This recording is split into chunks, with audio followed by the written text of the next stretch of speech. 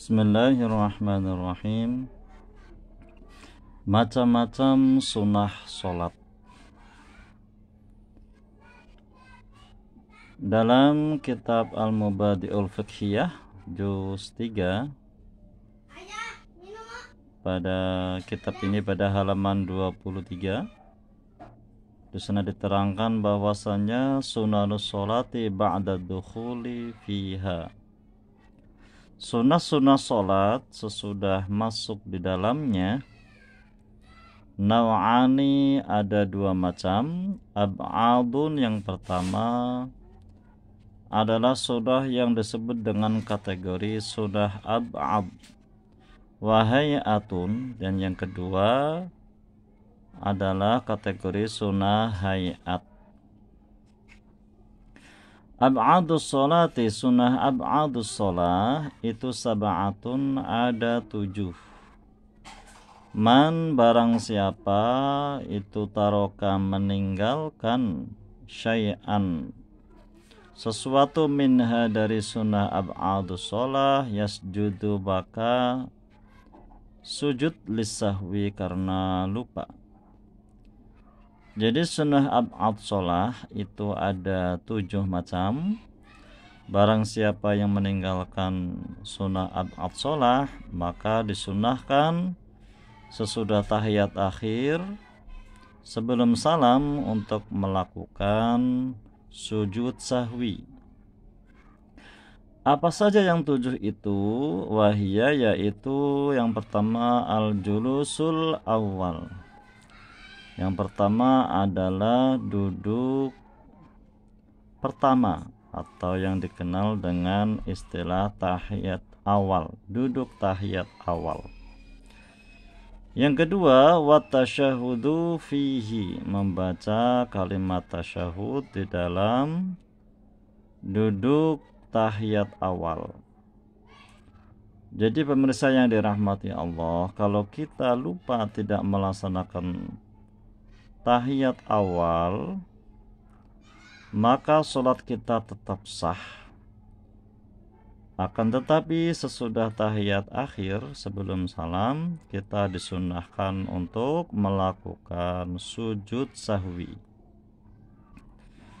Berikutnya sunnah ab'ad yang ketiga, yaitu wassolatu, membaca sholawat ala nabi, kepada nabi, fihi, di dalam tasyahud awal, yaitu seperti kalimat Allahumma sholli ala sayyidina Muhammad, tanpa dilanjutkan dengan wa ala ali sayyidina Muhammad, karena kelanjutan dari kalimat wa ala ali sayyidina Muhammad itu hanya disunahkan nanti pada saat tasyahud akhir. Dengan demikian, bacaan pada tasyahud awal itu adalah at-tahiyyatul mubarakatus sholawatu thayyibatu lillah, assalamu alayka ayyuhan nabiyyu wa rahmatullahi wa barakatuh, assalamu alayna wa ala ibadillahi sholihin, asyhadu an la ilaha illallah wa asyhadu anna Muhammadar Rasulullah, Allahumma sholli ala sayyidina Muhammad. Titik. Berikutnya sunnah ab'ad yang keempat adalah as-sholatu, membaca salawat ala alin nabi, kepada keluarga nabi, fit tasyahudil akhiri, pada tasyahud akhir. Nah, pada saat tasyahud akhir inilah membaca salawatnya itu disunahkan untuk bersalawat juga kepada keluarga Nabi, sehingga redaksinya menjadi Allahumma sholli ala sayyidina Muhammad wa ala ali sayyidina Muhammad. Jadi ada kata-kata wa ala ali sayyidina Muhammad. Hukumnya adalah sunnah ab'ad.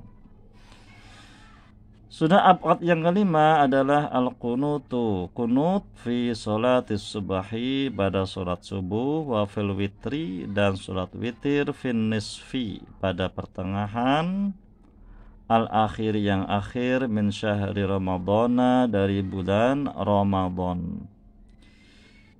Jadi pemirsa yang dirahmati Allah, kunut pada saat sholat subuh dan pertengahan dan pada sholat witir pada pertengahan Ramadan, dimulai pada malam tanggal 16 Ramadan, itu hukumnya adalah sunnah ab'ab. Jadi apabila kita meninggalkan kunut pada dua sholat ini, maka sebelum salam disunahkan untuk melakukan sujud sahwi. Yang keenam, al-qiyamu lil kunuti, berdiri karena kunut.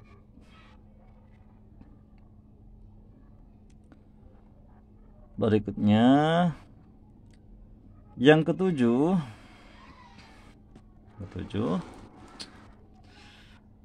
sunnah ab'ad yang ketujuh adalah as-salatu ala nabi, membaca salawat kepada Nabi wa alihi dan keluarganya Nabi, wa sahbihi dan sahabatnya Nabi, fihi pada kunut, ya, di dalam kunut.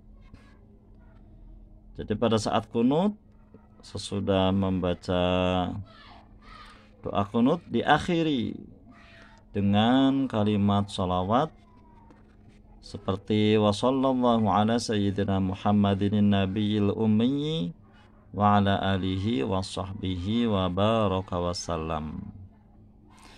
Demikian macam-macam sunnah ab'ad sholah. Selanjutnya sujud sahwi. Apa yang dinamakan dengan sujud sahwi? Huwa yaitu sajadatani, dua sujud, ba'da tasyahudi, sesudah tasyahud, wa qabala salami, dan sebelum salam. Sujud sahwi adalah dua kali sujud, sesudah tasyahud akhir dan sebelum salam. Bacaannya subhanaman la yanamu wa la yasuhu, dibaca 3 kali, yang artinya maha suci zat yang tidak pernah tidur dan tidak pernah lupa. Bismillahirrahmanirrahim. Kategori yang kedua, kesunahan dalam sholat, yaitu yang dinamakan dengan hayatus sholah, sunnah hayat. Sunnah hayatus sholah itu banyak, ya. Hayatus sholati, hayatus sholah, sunnah hayat sholat itu kathiratun, banyak. Minha, sebagiannya adalah yang pertama, raf'ul yadaini, mengangkat kedua tangan, muqabilal mangkibaini, sejajar dengan kedua pundak, inda takbiratul ihrami, pada saat takbiratul ihram, wa indar ruku'i, dan pada saat ruku', wa indar raf'i, dan pada saat bangkit minhu dari ruku', wa indal qiyami, dan pada saat berdiri minat tasyahudil awwali, dari tasyahud awal. Gerakan-gerakan tangan ini pada saat takbiratul ihram, takbir intikal atau takbir perpindahan, atau pada saat i'tidal, itu kesemuanya gerakan tangannya itu dihukumi dengan sunnah hayat. Yang kedua, wad'ul yadil yumna, meletakkan tangan yang kanan, fawqal yusra, di atas tangan yang kiri, tahta sodari, di bawah dada. Jadi kalau kita sholat, ya, pada saat kita sedekap, ya, maka sedekapnya itu adalah letaknya di bawah dada, di atas pusar. Yang ketiga, doaul iftitahi, membaca doa iftitah seperti Allahu akbaru kabira, walhamdulillahi katsira, wa subhanallahi bukratan wa asila, inni wajjahtu wajhiya lilladzi fataras samawati wal arda hanifan muslima wa ma ana minal musyrikin. Inna sholati wa nusuki wa mahyaya wa mamati lillahi rabbil alamin, la syarika lahu wa bidzalika umirtu wa ana minal muslimin. Hukumnya adalah sunnah hayat. Selanjutnya, pemirsa dirahmati Allah, sunnah hayat berikutnya yaitu at-ta'awudhu, membaca kalimat ta'awudh sebelum membaca surah Al-Fatihah. Yang kelima, qiraatus surati, membaca surah ba'dal Fatihati, sesudah Fatihah. Li ghairi ma'mumin, bagi selain makmum. Bagi selain makmum, yasma'u, yang mendengar makmum itu, qiraata imamihi, bacaan imamnya. Jadi membaca surah pendek itu hanya disunahkan bagi orang yang sholat sendirian. Pertama, yang kedua bagi seorang imam. Saya ulangi, membaca surah pendek sesudah Fatihah itu hanya disunahkan bagi orang yang menjadi imam dan orang yang sholat sendirian alias sholat munfarid. Sementara bagi makmum yang bisa mendengar bacaan imamnya, maka ia tidak disunahkan membaca surah pendek sesudah Fatihah.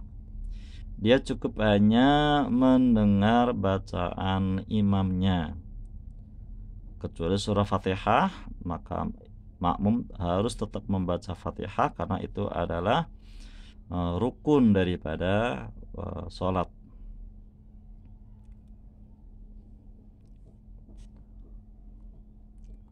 Selanjutnya sunnah hayat yang berikutnya, yang keenam, yaitu al-jahru, mengeraskan, fi maudhi'ihi, pada tempatnya, wal israru, dan melirihkan bacaan, fi maudhi'ihi, pada tempatnya. Jadi dalam sholat bacaan-bacaan ada kalanya disunahkan untuk keras, ada kalanya disunahkan untuk lirih. Nah, mengeraskan dan melirihkan bacaan pada tempatnya masing-masing itu hukumnya adalah sunnah hayat. Yang ketujuh, takbiratul raf'i, bertakbir pada saat bangkit, wal khafdi, dan pada saat turun. Jadi takbir yang wajib dalam sholat itu hanya ada satu, yaitu takbiratul ihram. Sementara takbir yang lain yang sering disebut dengan istilah takbir intiqal itu hukumnya adalah sunnah hayat. Yang kedelapan, at-tasbihu, membaca kalimat tasbih fir ruku'i, pada saat ruku, was sujudi, dan pada saat sujud. Pada saat ruku ya, seperti subhana rabbiyal azim wa bihamdi sebanyak 3 kali. Was sujudi, pada saat sujud biasanya kita membaca subhana rabbiyal a'la wa bihamdi sebanyak 3 kali. Yang kesembilan, sunnah hayat yang kesembilan, yaitu at-ta'minu, membaca kalimat at-ta'min, yaitu kalimat amin sesudah membaca atau mendengar surah Al-Fatihah. Yang ke-10, qaulu, mengucapkan sami'allahu liman hamidah, rabbana lakal hamdu, fil i'tidali, pada saat i'tidal. Pada saat i'tidal, baik imam maupun makmum disunahkan membaca kalimat ini, sami'allahu liman hamidah, rabbana lakal hamdu. Lebih lengkap lagi, sami'allahu liman hamidah, rabbana lakal hamdu bil'us samawati wa mil'ul ardi wa mil'u ma syi'ta min syai'in ba'da. Yang ke-11, al-iftirashu, duduk iftirash alias duduk istirahat, fi jami'il jalasati, pada semua duduk.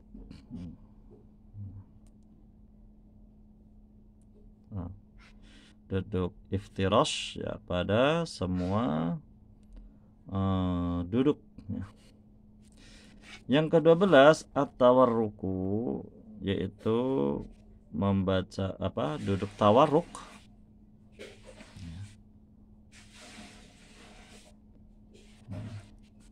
Maaf, saya ulangi lagi. Yang ke-11 adalah al-iftirashu, duduk iftiras, fi jami'il jalasati, pada semua duduk. Duduk iftiras ini adalah duduk di mana pantat kita itu diletakkan di atas telapak kaki kiri kita.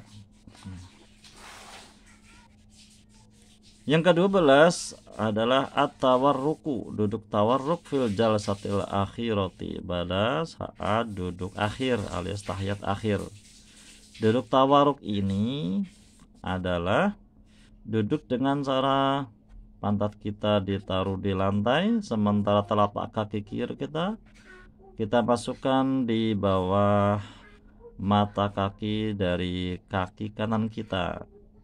Sedangkan jari-jari telapak kaki kanan kita tekuk menghadap ke kiblat. Sunnah hayat yang ke-13 yaitu wad'ul yadaini, meletakkan kedua tangan anal fakhidaini, di atas kedua paha, fit tasyahudi, pada saat tasyahud, wa bastul yusra, dan membeberkan, meratakan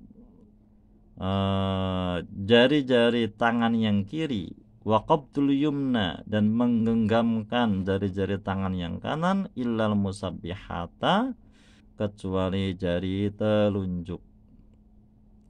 Jadi pada saat tasyahud awal dan tasyahud akhir disunnahkan jari-jari tangan kiri kita beberkan lurus menghadap kiblat, kira-kira seperti ini.